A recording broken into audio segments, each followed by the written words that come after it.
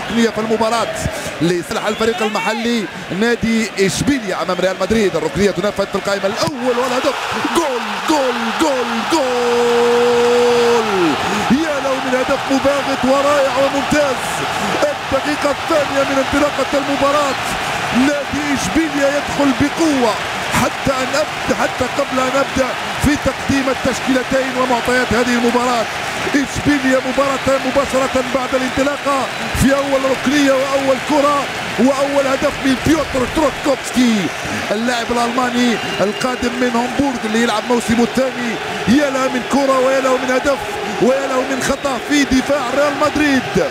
طبعا من يلتحق الان ويفتح الشاشه الان يعتقد بانه يشاهد في مباراه نتاع اولمبياكوس، لان القمصان هذه تذكرنا بفريق اولمبياكوس. لا باس اذكر المشاهدين الكرام بتشكيله فريق ريال مدريد. شوف الخطا الفادح في المراقبه من إيغوين الذي لم يتابع جيدا.